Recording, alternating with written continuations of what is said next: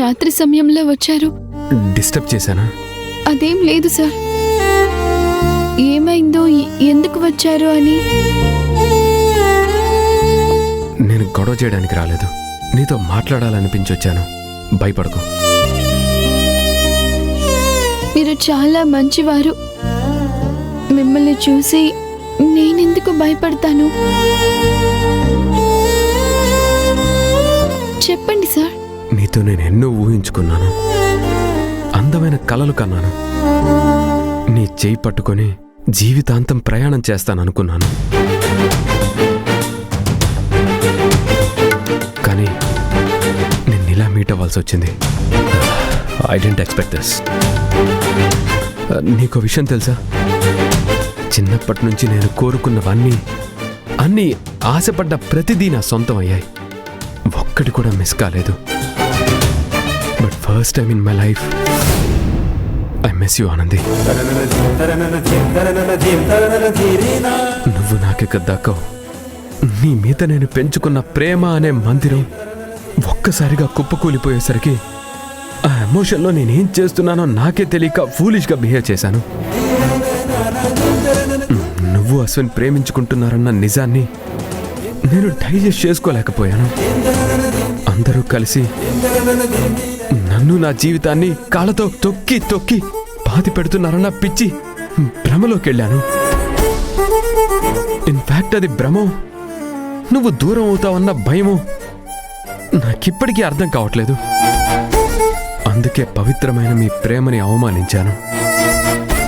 నా మీద మీ ఇద్దరికీ ఉన్న స్వచ్ఛమైన అభిమానాన్ని గుర్తించలేకపోయాను. నేనొక మాటిస్తున్నాను, ఇక మీదట నా సైడ్ నుంచి నీకు అశ్విన్కి ఎలాంటి problems Rao. It's my promise. తప్పు చేశాను, నన్ను క్షమించు. అయ్యో సార్, మీరిలా. నన్ను క్షమించానని చెప్తే తప్ప నేను నిద్ర కూడా పోలేను ఆనంది. సార్, మీరు అలా అనకండి, నాకు ఇబ్బందిగా ఉంటుంది.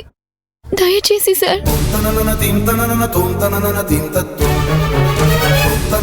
మీరంత మంచి మనిషి.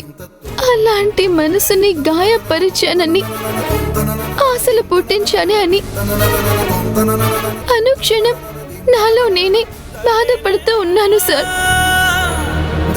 మిమ్మల్ని నేను క్షమించడం అంటే అది మిమ్మల్ని తక్కువ చేసినట్టు అవుతుంది. కాబట్టి మీ తృప్తి కోసం ఒక మాట చెప్తాను సార్. మీరు, అశ్విన్, నేను ముగ్గురం ఎప్పటిలాగా సంతోషంగా కలిసి ఉందాం సార్.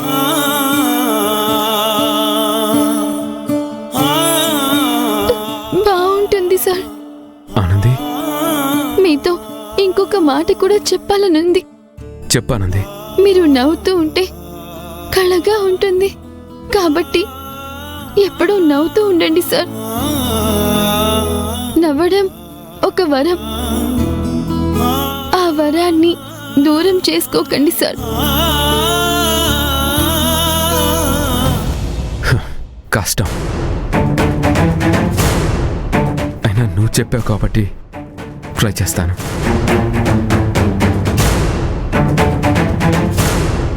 అవును, నువ్వేంటి ఇంత నీరసంగా ఉన్నావు? అసలు నీ హెల్త్ బాగాలేదా? డాక్టర్ దగ్గరికి వెళ్దాం. డాక్టర్ దగ్గరికి వెళ్ళాను సార్. చాలా టెస్ట్లు చేశారు. రిపోర్ట్స్ రేపు వస్తాయి. డాక్టర్ ఏం చెప్తారో అని దిగులుగా ఉంది సార్. డోంట్ వరీ ఆనంది, నీకేం కాదు. నీకు ఎలాంటి హెల్ప్ కావాలన్నా మొహమాట పడకుండా నన్ను అడగాలి, ఓకే? సరే, డల్గా ఉన్నావు, వెళ్ళి పడుకో. Good night.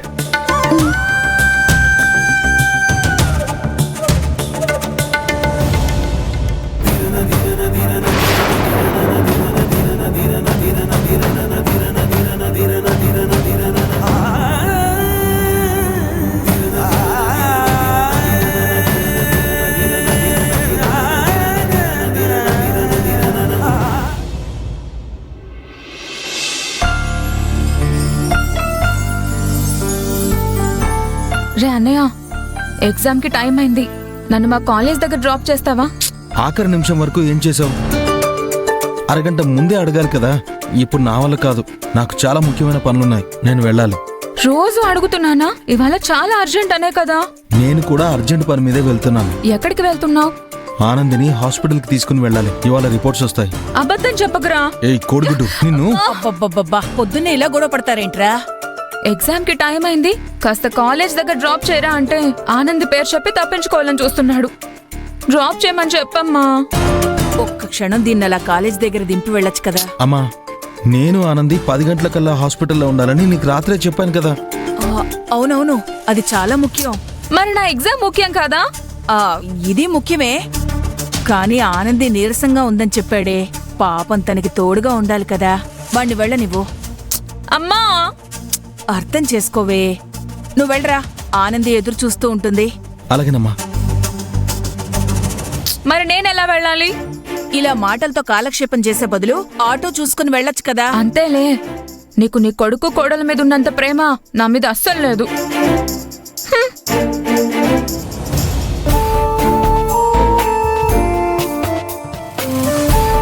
ఆనందికి ఏం కాకూడదు దేవుడా.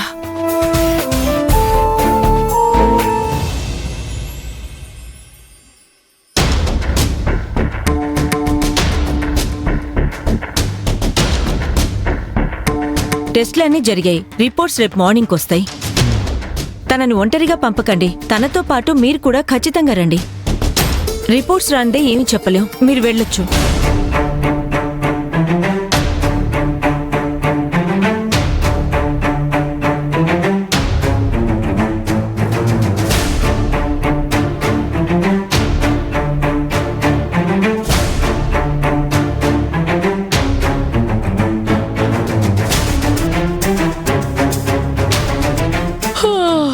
టైం ఎంత అయిందే?